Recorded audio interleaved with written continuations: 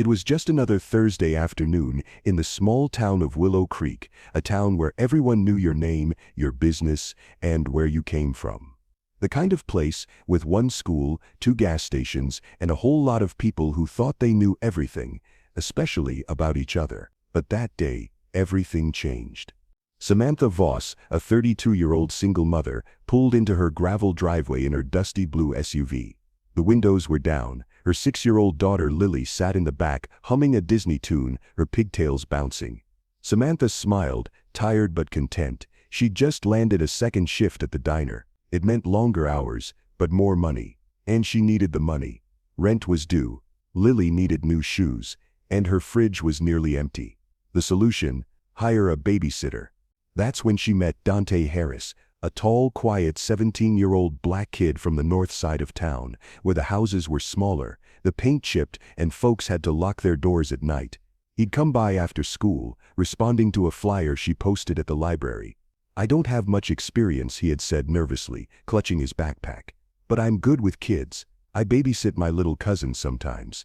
Samantha studied him for a moment. He was polite, clean, soft-spoken.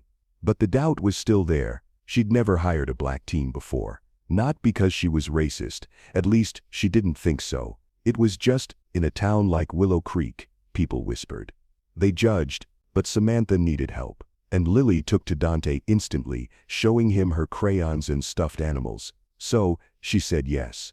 And that yes changed everything. For the next 3 weeks, Dante came over every afternoon. He'd walk Lily home from school, help her with homework, heat up leftovers, and read her stories until Samantha returned around 9 p.m. He never asked for more money, never went through her things, never acted out of line. If anything, he was too quiet. One night, Samantha came home early. She peeked through the window before opening the door. There he was, sitting cross-legged on the rug, letting Lily braid his hair while he read The Very Hungry Caterpillar. Her heart warmed. For the first time in months, she felt safe. But not everyone saw it that way. "You let that boy watch your daughter?" Mrs. Copeland, her neighbor, whispered one morning at the grocery store. "I mean, he's from that side of town." Samantha forced a polite smile, pushing her cart forward.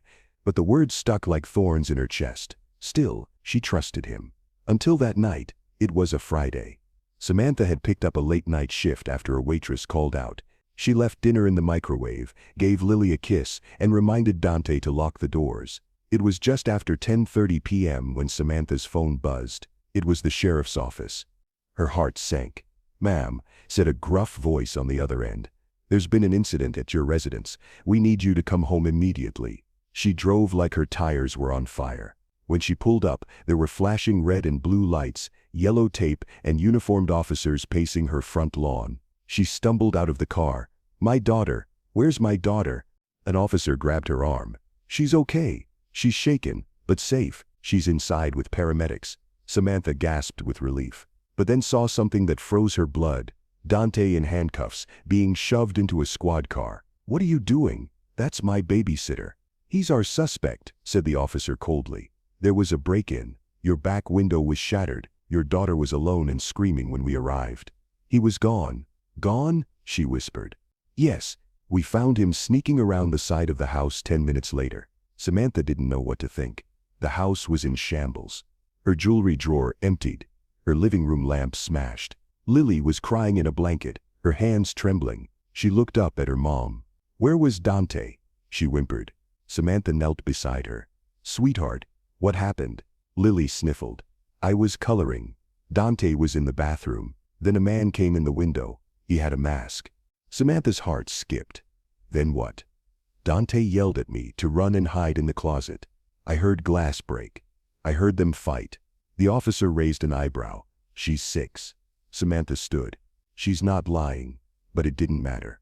Dante was booked, charged with burglary and child endangerment. The court date was set, and the whispers began. Samantha tried to sleep that night, but the silence was deafening. She kept hearing Lily's words. "He told me to hide." The next day, she visited the house. That's when she noticed it.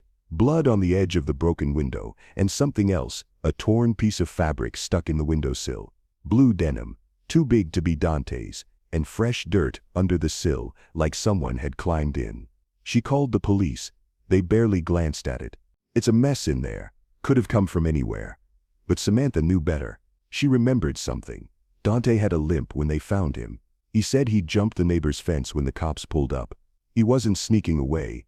He was chasing someone. Samantha started digging. She pulled security footage from a nearby gas station.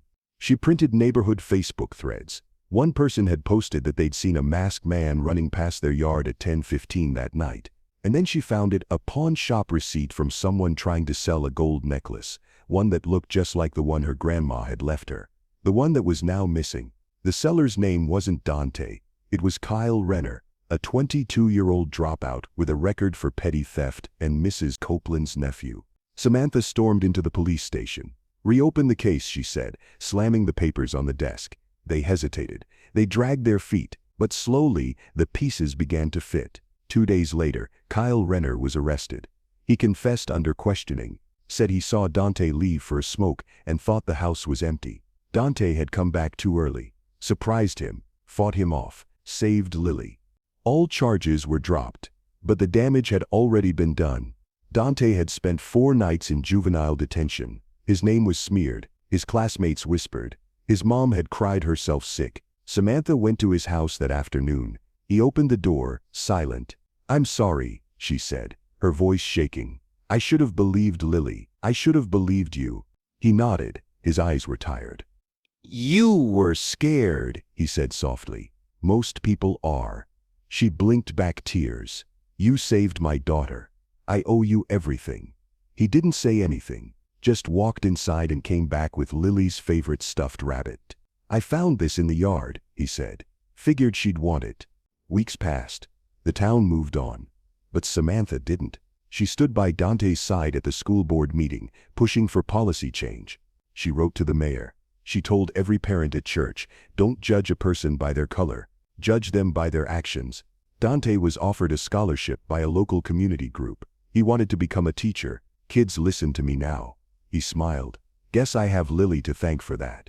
In a town that thought it knew everything, one young man's courage, one little girl's voice, and one mother's faith rewrote the story, not just of one night, but of what trust looks like, what bravery sounds like, and what justice truly means. Please let us know, how did you feel about this story? Write your thoughts in the comment box below. Hit subscribe button for more such stories. Thanks.